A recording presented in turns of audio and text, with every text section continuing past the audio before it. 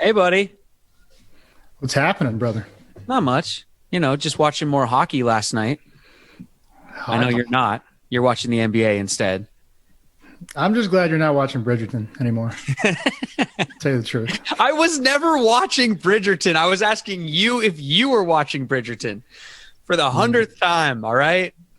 Well, what was good with hockey? Who was winning? Oh, come on. You don't care about that. You care about the NBA. That just tells me you didn't watch any hockey last night. I'm watching plenty of hockey. I'm just saying that because we covered hockey on the last episode here, we can talk some NBA on this one. How's that sound? Okay, but I actually didn't watch any NBA last night. Oh, well, that's all right. We'll just be two guys talking about something we didn't watch. That's okay. Did you watch it? Yes, I'm watching all sports, man. If they're keeping score, I'm watching. That's a good answer.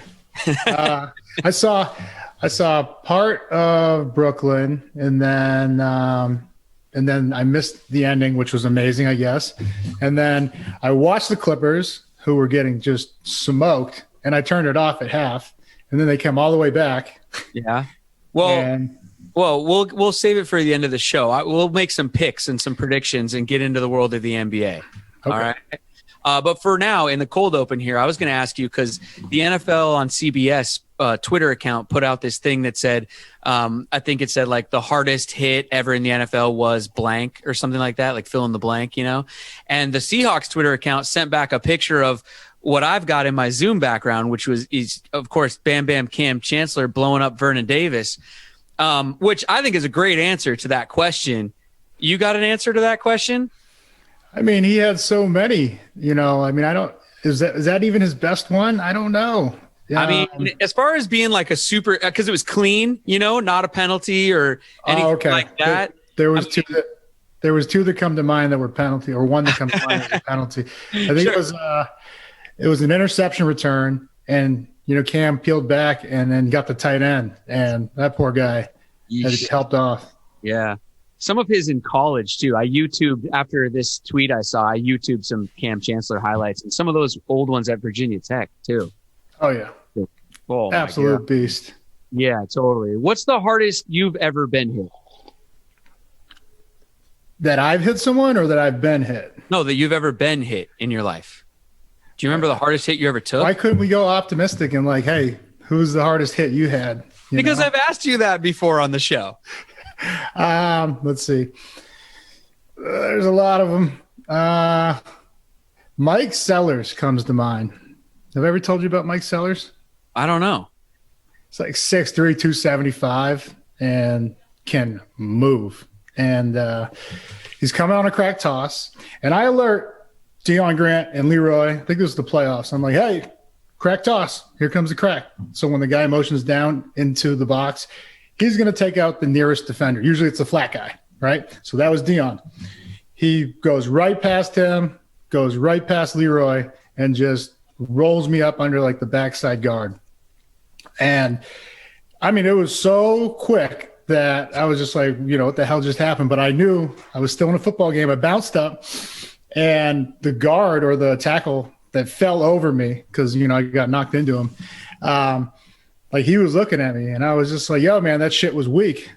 And, oh, no. And he goes, I didn't even hit you. And I was like, you tell whoever did that shit was weak. And I see Mike Sellers like running around the side just laughing. And I was like, man, that was vicious. It got you good, huh? I'll find it for you. I'm going to find it. Yeah, I want to see that. I want to check that out. Absolutely peppered. You ready to start the show? I thought we already started. No, that was just the cold open. You want to officially open up and start the episode? I was ready to wrap it up, man. Let's do it. Let's go, boss. Let's get this crowd going now. Come on, get him up. Hawks on three. 1, 2, 3. Lofa Tatupu is up in the mix. Go Hawks. I'm just about that action, boss. Takes the snap. He's going to throw down the middle. What a catch. It's intercepted by Lofa Tatupu. Holy catfish. Hey, that's great football now. It's going to work now. Let's keep playing. Who's got my back? I got your back. That's Lofa. We're playing. Trouble playing. Thunder. On one, ready, please. Russell looking. Go Hawks. Russell scrambling. Go Hawks. Pump faking. Go Hawks. Still looking. Now he spins out. We got to play, baby. 40 down the far sideline. He's still moving. He's going to go. 20, 10. They do it again. Touchdown.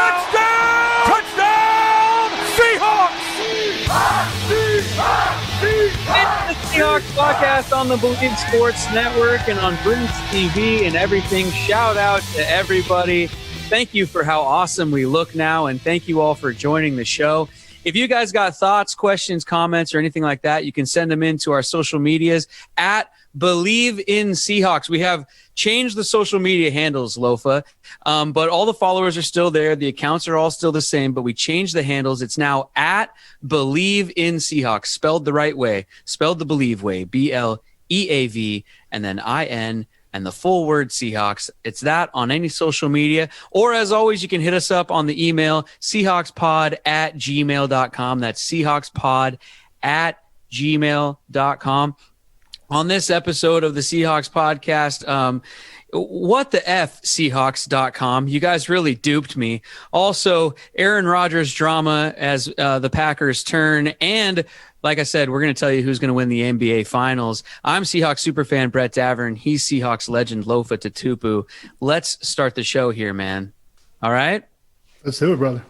But first, I got to tell you about one of our amazing sponsors, betonline.ag, your online wagering experts. You guys can throw down wagers from anything in the world of sports, from the MMA to whatever celebrity boxing thing's probably going on, to the real NBA, to the NHL. The NFL is coming up soon. They've got everything to wager on at betonline.ag. They also have a 24/7 online casino with, poker and blackjack and table games and all kinds of stuff.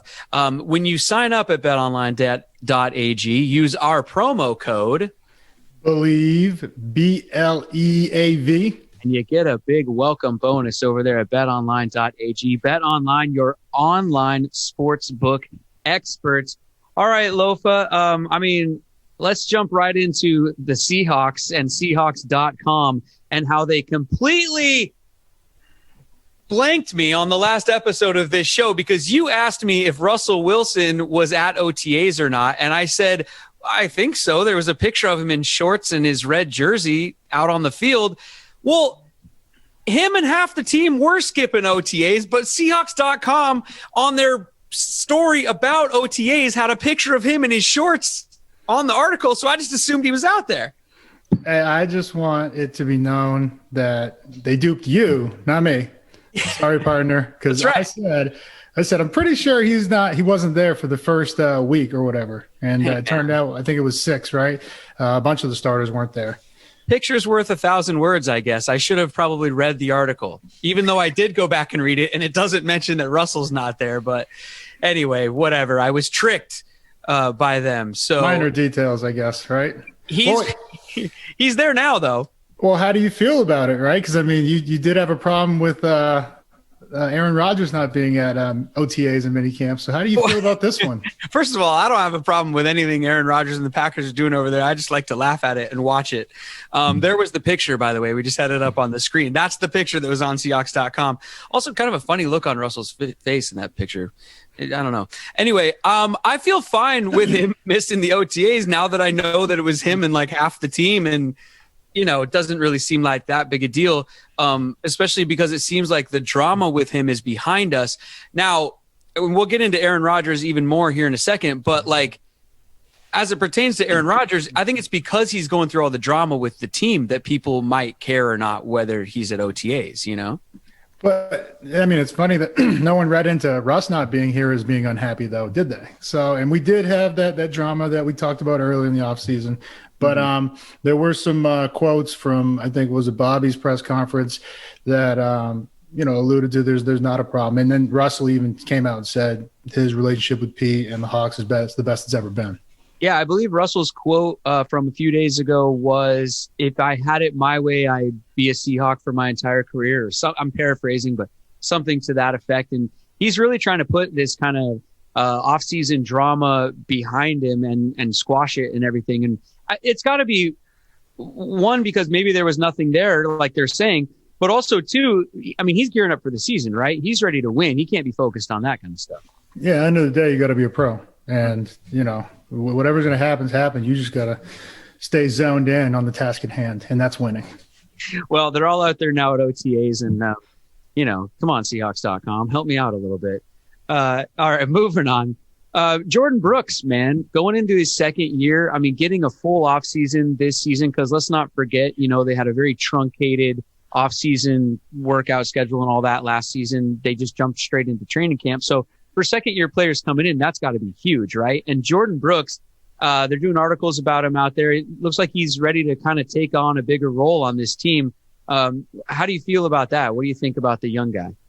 Yeah, I mean, that's why you draft a guy like that in the first round, and there's a big jump, especially as you mentioned, not having that on-field work that's crucial to actually get the physical reps, because I don't care how many Zoom chats you do for, a rookie coming in. Like if I started my rookie year, and I'm telling you, you have to stay in that playbook, but if you don't get those mini camp and those camp reps, it's a really tough task. And he did a phenomenal job. Was a little banged up, and I'd see his role growing as not only the first and second down will, but also the sub package, the third down will linebacker. Well, I guess, let me ask it cleanly. What would a larger role for Brooks mean for KJ?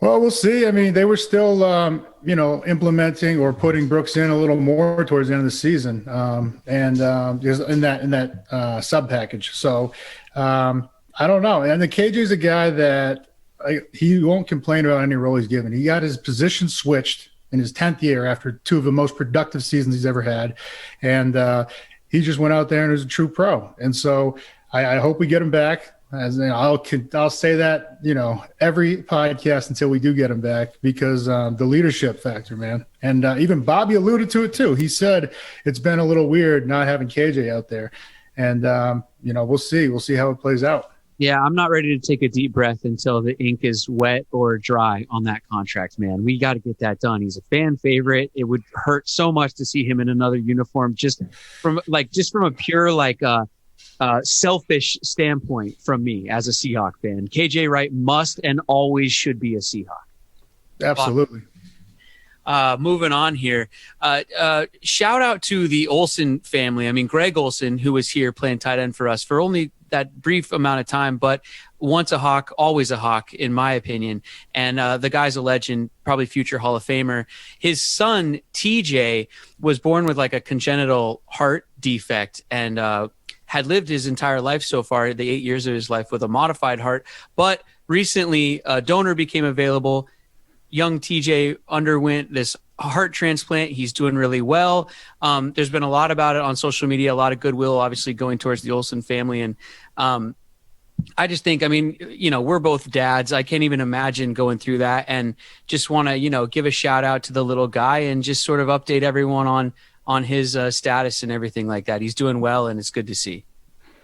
Yeah, man. That's a great story. And I mean, from everything I've heard, I don't know Greg personally, but Hall of Fame person off the field too, does a ton of charity work, and everybody loves him. So TJ, congrats, man. Keep going.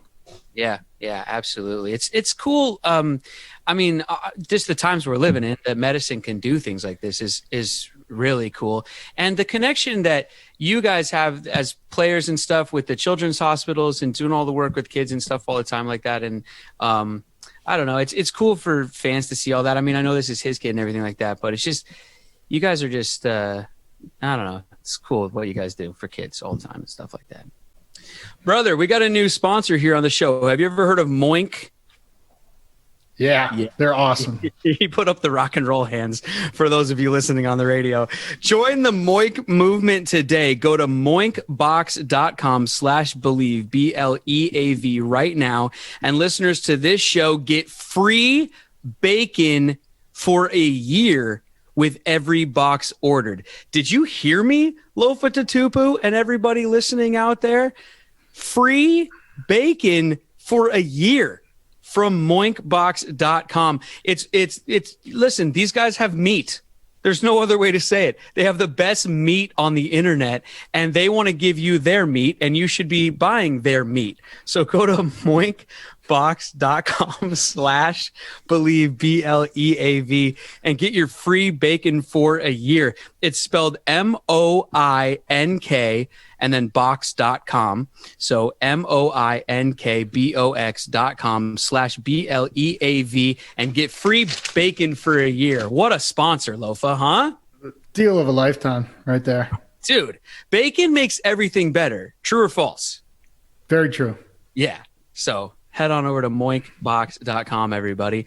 Let's look around the NFL some more and talk about Aaron Rodgers more, since I kind of love this subject. Aaron Rodgers fascinates me, man. Like the whole thing about he can be very prickly sort of, but then he's got the Jeopardy thing, which makes him interesting. And obviously he's such a great quarterback and all that. But the drama continues with the Packers over there. He's still not there. And my question is a little different this week. I'm starting to wonder about the backup, right? About Love and all of the extra reps that he's getting. And that has to be good for him. And this obviously is also giving the Packers more time to evaluate their future, doesn't it? Yeah, I think so. But I mean, at the end of the day, you still got the reigning MVP coming back, right? He can dictate the terms right now, I guess, right? So we'll see what happens, but definitely a positive that the young guy's getting reps, because, I mean, quarterback's not easy to play. Mm-hmm. Well, I mean, it's not like if Aaron Rodgers, a great photo of him, by the way, it's not like if Aaron Rodgers, comes back that they would ever sit him or anything like that in preference of Love, no matter how much he tears it up in camp or anything like that. But all the reports are that he is absolutely on fire in Packers camp. And I mean, like I said, there won't be a quarterback controversy, but there is like 30 million plus reasons why they won't sit him. And also it's mini camp, right? This ain't the real deal. The guy didn't even have shoulder pads on in there. I knew this would get a meh from you. Yeah, super meh. Get it out of here. We almost need to come up with a sound effect for every time you're meh on something. I would love a meh button. Just give me one. Well, I know just from talking to you off microphone that you're very meh on anything that happens in shorts and shirts, right? No, yeah. If the game was played in shorts and shirts, just off minicamp, I would have been cut my first year. It's all about what happens when the helmets and the pads are on, right? Yeah, when you actually get to hit people and play football. Yeah, big difference. But come on, as a former pro, realistically, how does this thing play out in Green Bay? Is he going to play for them? Is he the Packers starter week 1? Yeah, absolutely. I mean, if not, it's nothing that Jordan Love's doing. It's if I don't care how good he looks. If Aaron doesn't want to play there, he won't be playing there, and they're going to get a lot in return for whatever team trades for him. So, I like I said, I don't read much into it. I think even Adams came out and said, Aaron's going to be our quarterback. That's my guy, and there you go. I mean, I could throw to Adams, so I'm not impressed by what Love's doing. What happens if Aaron doesn't show up to actual training camp? I mean, until it's week 1, the guy doesn't need camp. It's like Walter Jones. Don't need camp. Do you worry at all, or should he worry at all about the fan reaction if he's not in actual training camp, or if this holdout persists through all of that up until week 1? I mean, at what point does it start rubbing Packer Nation really the wrong way? I mean, if he doesn't show up and win ball games, that's when it starts to okay, I mean, just like several years ago when they started out rough and he said, relax, and they did relax. So all he needs to do is come out and say, relax. I mean, and is he going to do it? We'll see, but I don't know. I'm not reading too much into it. All right. Let's zone in, shall we? On the show. I love the zone in segment. It's where we zone in on something very specific, because Lofa's company is Zone In CBD. For all of your CBD needs, it's the only place you should be going. You go to zoneincbd.com. Is there a promo code or what? No, right? What? We just send them to CBD.com. I will put one in there for you. All right. What do you want it to be? Shall it be It'll be believed. Thought you'd never ask. There you go. Believe. Use promo code BLEAV at zoneincbd.com if you're buying it out there on the internet. If you're local up in the PNW, you can pick it up in person at any Bartell drugstores. There's a beautiful picture of our man Lofa Tatupu, usually right on the shelf next to all the Zone In CBD. You can't miss it out there, everybody.